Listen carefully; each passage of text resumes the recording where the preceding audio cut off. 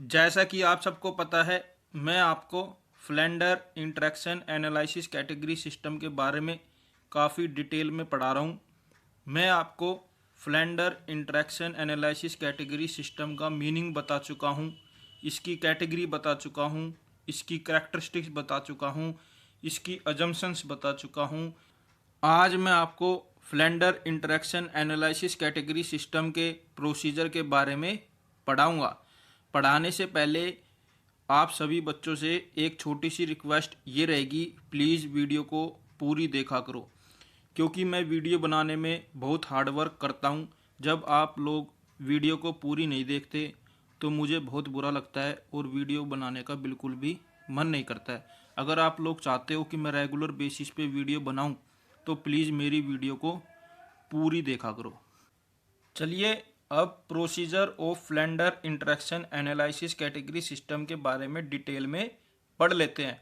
इसके अंदर दो पॉइंट है, एक है अनकोडिंग और दूसरा है डिकोडिंग। अनकोडिंग एक ऐसा प्रोसेस होता है जिसके अंदर हम एक डाटा को एक फॉर्म से दूसरी फॉर्म में कन्वर्ट करते हैं। पढ़ लेते हैं इसके अंदर क्या लिखा है। फर्स्ट है अनकोडिंग।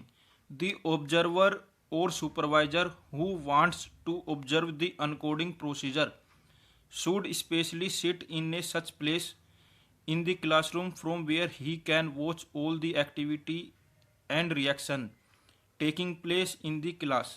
He should be able to understand it also because he has to categorize each behavior.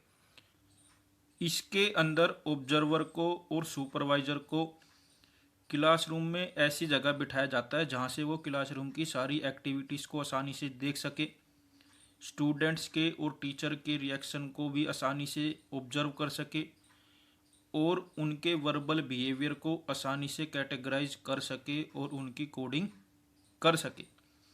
इसके अंदर सेकंड पॉइंट है, after the end of every 3 second the observer writes down the category best describing the verbal behavior of the teacher in the class. Observer को हर 3 second में teacher के और student के verbal behaviour को categorise करना है और बिल्कुल सही और बिल्कुल सटीक तरीके से उसकी कोडिंग करनी है। इसके अंदर नेक्स्ट पॉइंट है, so it means that in 3 second 1 tally, in 1 minute 20 tally, in 5 minutes 100 tally have to be classified and attention is paid to the accuracy of encoding. Her 3 second में 1 tally बनेगी, हर 1 minute में 20 tally बनेगी, हर 5 minute में 100 tally बनेगी इसके अंदर।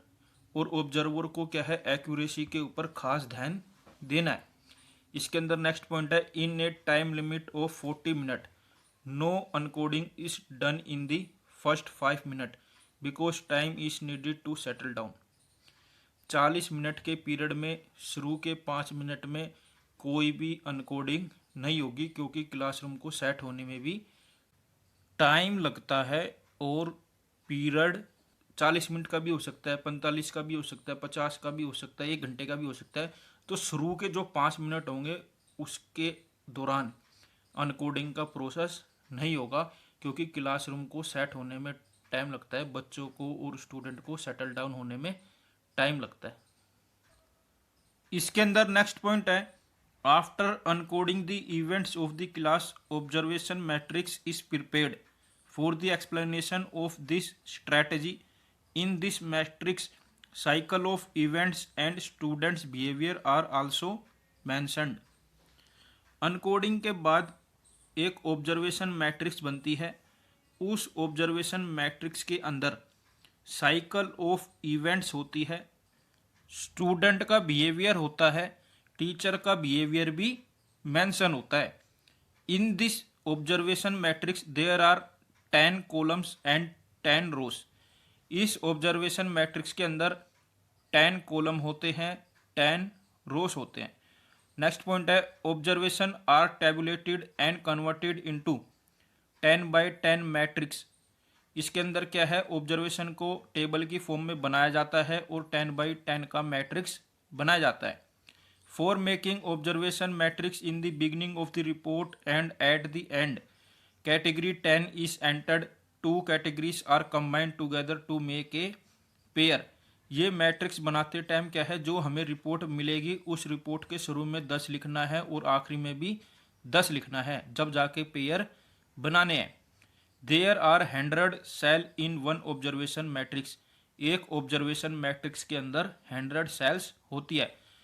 आपको मैं अभी ऑब्जर्वेशन मैट्रिक्स दिखाता हूँ कि ऑब्जर्वेशन मैट्रिक्स कैसी होती है, तो आपको ज़्यादा अच्छे तरीके से समझ आएगा।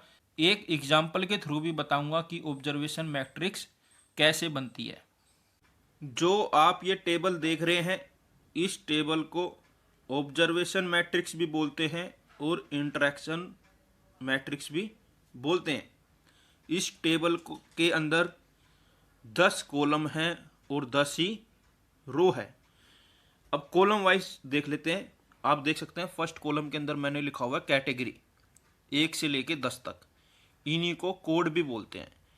नेक्स्ट कॉलम के अंदर आप देखिए मैंने हर कैटेगरी का नाम मेंशन करा हुआ है, जैसे कि accepting feeling, encouragement, using ideas, asking question, giving direction, criticising, student responses, student initiation, last है साइलेंस एंड कन्फ्यूजन। मुझे उम्मीद है आपको पता होगा इसके अंदर जो शुरू की 7 कैटेगरी हैं वो तो हैं टीचर टॉक से रिलेटेड। जो 8वीं और 9वीं है वो है स्टूडेंट टॉक से रिलेटेड, और 10वीं तो साइलेंस और कन्फ्यूजन की है ही है। टीचर टॉक के अंदर भी जो शुरू की 4 हैं वो है इनडायरेक्ट इन्फ्लुएंस की। 5वीं, 6ठी, 7वीं है वो है डायरेक्ट इन्फ्लुएंस की। ये टीचर टॉक के अंदर जो शुरू की 4 हैं इनको हम रिस्पॉन्स से भी कनेक्ट करते हैं, और जो ये 5वीं, 6ठी, 7वीं हैं इनको हम इनिशिएशन से कनेक्ट करते हैं। अब आप देखिए मैंने नेक्स्ट कॉलम के अंदर 1 2 3 4 5 6 7 8 9 10, इसलिए इसको बोलते हैं 10/10, मतलब इसके अंदर 10 कॉलम होते हैं और 10 रो होती है। और जो सबसे लास्ट वाला कॉलम है वो टोटल का है जी, और जो ये नीचे सबसे नीचे वाली रो है ये भी टोटल की है। आपको मैं एक एग्जाम्पल के थ्रू समझाता हूँ कि अनकोडिंग कैसे होती है। यहाँ पर मैं आपको एक एग्जाम्पल के थ्रू समझाने की कोशिश करता हूँ कि अनकोडिंग कैसे करते हैं। स्टार्ट करते हैं। Encoding process, recording of observation in the coding chart. ठीक है, suppose the observer recorded the classroom interaction using code number as below 2 3 5 5 6 5 5 6 6 4 5 10 5 3 7 5 7 9 4 10 1 2 4 7 1 9 9 1 10 10 5 3। Observer ने क्या करा, क्लासरूम में गया और उसने ये कोडिंग करी। ये तो था उसका पहला काम, था उसका कोडिंग करना।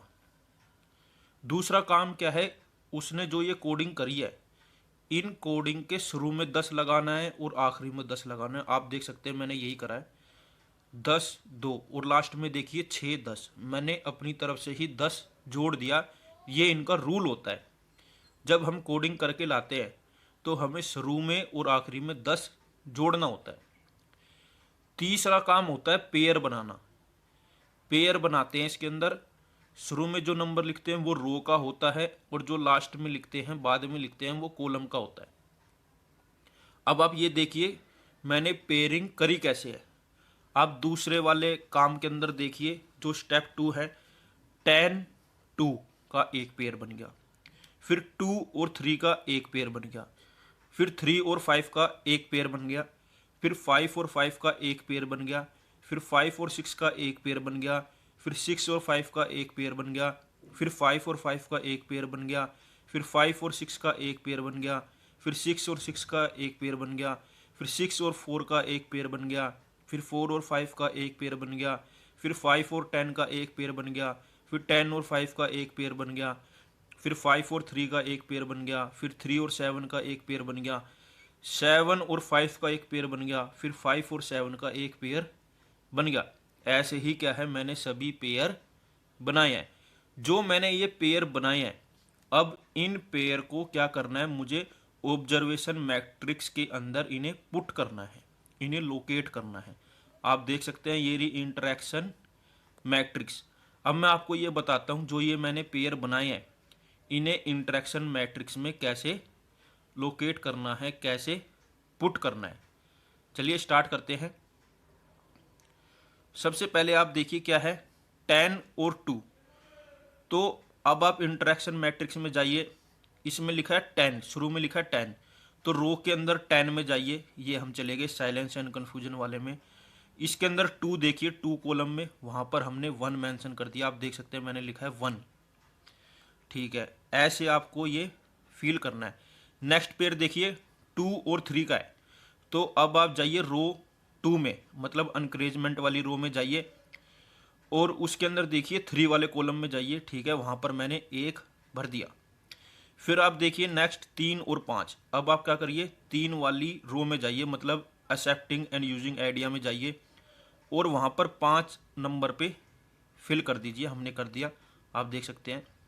उसके बाद देखिए 5 और 5, अब हम क्या करेंगे, 5वीं कैटेगरी में जाएंगे, मतलब लेक्चरिंग वाली कैटेगरी में जाएंगे, और 5 कहाँ पर है, हमने वहाँ पर 1 टैली फिल कर दी। तो आपको क्या है, ये सभी कोडिंग इस तरीके से करनी है। फिर हम क्या करेंगे, सभी कॉलम का टोटल करेंगे। तो हमने सभी कॉलम का टोटल करिए, पहले 1 कॉलम का टोटल करा तो आया 3, फिर दूसरे कॉलम का टोटल करा तो आया 2, फिर तीसरे कॉलम का टोटल करा तो आया 2, चौथे कॉलम का करा तो आया 3, पांचवे का करा तो आया 8, छठे का करा तो आया 4, सातवें का करा तो आया 3, आठवें का करा तो आया कुछ नहीं, नौवें का करा तो आया 3, 10वें का करा तो आया 5, इन सब का टोटल करा तो आया 33। ऐसे ही आप कैटेगरी का टोटल करिए, एक्सेप्टिंग फीलिंग वाली कैटेगरी का करा तो आया 3, अनकरेजमेंट वाली का करा तो आया 2, एक्सेप्टिंग एंड यूजिंग आइडिया वाली का करा तो आया 2, आस्किंग क्वेश्चन का करा तो आया 3, लेक्चरिंग का करा तो आया 8, गिविंग डायरेक्शन का करा तो आया 4, क्रिटिसाइजिंग का करा तो आया 3, स्टूडेंट रिस्पॉन्स का करा तो आया 0, स्टूडेंट इनिशिएशन का करा तो आया 3, साइलेंस एंड कन्फ्यूजन का करा तो आया 5। आप चाहे कॉलम का टोटल कर लें, चाहे आप रो का टोटल कर लें, आपका 33 ही आएगा। मुझे उम्मीद है आपको पेयर करने भी आ गए होंगे, और उन पेयर को इंटरेक्शन मैट्रिक्स में, या यूँ कहें ऑब्जर्वेशन मैट्रिक्स में कैसे भरते हैं, ये भी समझ आ गया होगा। अब मैं आपको ये बताऊंगा कि इस इंटरेक्शन मैट्रिक्स को कैसे एनालाइज करते हैं, कैसे इंटरप्रेट करते हैं।